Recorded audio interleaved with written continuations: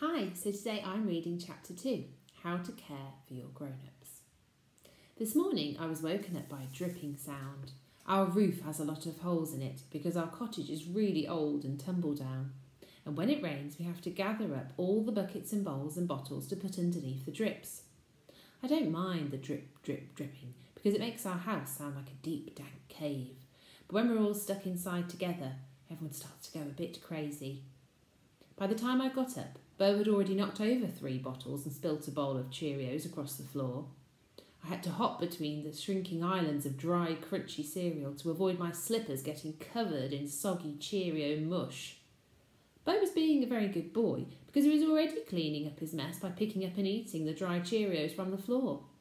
I poured myself a bowl, but before I could get the spoon to my mouth, Mum had rushed in shouting things like, "Don't let your brother eat food off the floor! Where's my charger?" And, "Oh, now I've got mush on my slippers." I tried to explain that she should hop between the dry islands of cereal, but she wasn't having any of it. By then her phone was plugged in, and one eye glazed over the screen, while the other eye was glaring at me, even though it was Beau's mess. After a few moments she tore herself away from her screen and sighed. "I think we've got a serious case of cabin fever." Cabin fever is what happens when we all feel cooped up from being trapped together for too long in our little house. And as soon as someone says cabin fever, we all start singing "I Got Cabin Fever" from the Muppets' Treasure Island.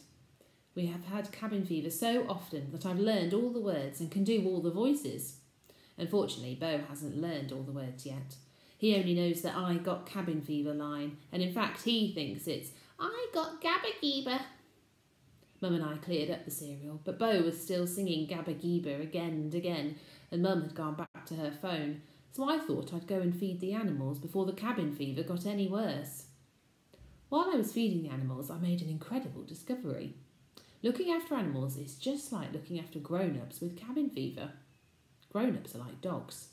Just like the dogs, grown-ups must be taken for regular walks.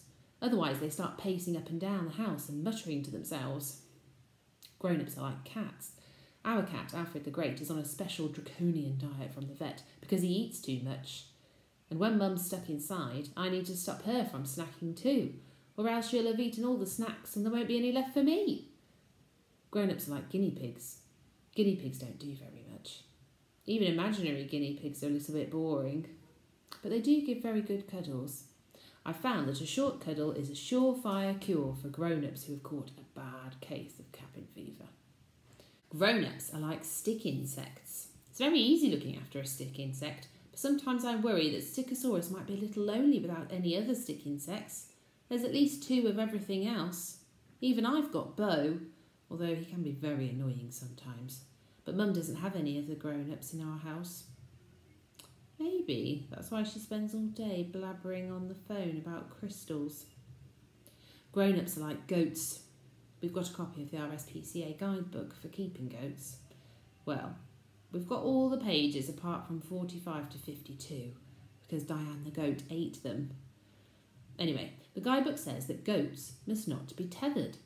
Even though they're fantastic at escaping, you shouldn't tie goats up because it can hurt their necks. My mum's phone is always needing charging up, so sometimes she sits for hours stuck to the wall, staring at pictures of crystals and looking at the news, just like a tethered goat. I decided that my mum needed some looking after, so I hid the phone charger at the bottom of Beau's toy box. This ticked off most of her needs because she was exercising from rushing around the house. She wasn't tethered to her phone and got a hug from Beau when he said sorry for putting her charger in his toy box.